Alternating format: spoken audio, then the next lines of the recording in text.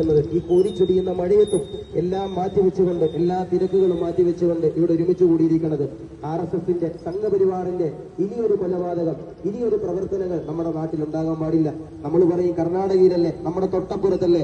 നമ്മളൊരിക്കലും എന്റെ പ്രിയപ്പെട്ട സഹോദരന്മാരെ, എന്റെ ശബ്ദം ശ്രമിക്കുന്നവരെ, നമ്മുടെ നാട്ടിലും ഇനി കൊലപാതകങ്ങൾ നടക്കാം.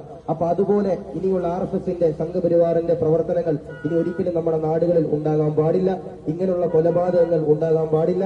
അതിനുവേണ്ടിയാണ് SKSFന്റെ സമസ്തയുടെ പ്രിയപ്പെട്ട പ്രവർത്തകർ ഒരുമിച്ച് കൂടിയിരിക്കുന്നത്.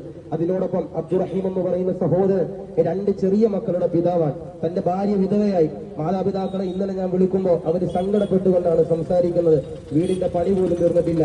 വീട് വാപ്പ് കൊടുത്ത സ്ഥലത്ത് വീട് വെച്ചുകൊണ്ടിരിക്കുന്ന ഒരു പാവപ്പെട്ട ചെറുപ്പക്കാരൻ ഇന്ന് ഖബറിന്റെ അകത്താണ്. ആ സഹോദരനെ കൊന്നുകളഞ്ഞ, ആ സഹോദരനെ വെട്ടിനുറുക്കിയ, ആ സഹോദരനെ വെട്ടി തുണ്ടം തുണ്ടമാക്കിയ, മരിക്കുന്ന സമയത്ത് ചോര ഒരിക്കൽ ലാ ഇലാഹ ഇല്ലല്ലാഹ് എന്ന് പറഞ്ഞ് വിട പറഞ്ഞു പോയ ആ പ്രിയപ്പെട്ട അബ്ദുറഹീം എന്ന് പറയുന്ന ചെറുപ്പക്കാരനെ, ഏകദേശം 35-40 പ്രായം മാത്രമുള്ള ആ ചെറുപ്പക്കാരനെ കൊന്നുകളഞ്ഞ ആ സംഘപരിവാറിന്റെ പ്രവർത്തകരെ എത്രയും പെട്ടെന്ന് പിടിക്കണം എന്ന് മാത്രം ഓർമ്മപ്പെടുത്തി ബിസ്മില്ലാഹിർ റഹ്മാനിർ റഹീം എന്ന് പറയുന്ന വാക്കുകൊണ്ട് ഉദ്ഘാടനം നിർവഹിച്ചതായി അറിയിച്ചുകൊണ്ട് വസിയത്തോടെ അസ്സലാമു അലൈക്കും വറഹ്മത്തുള്ളാഹി തആല വബറകാതുഹു.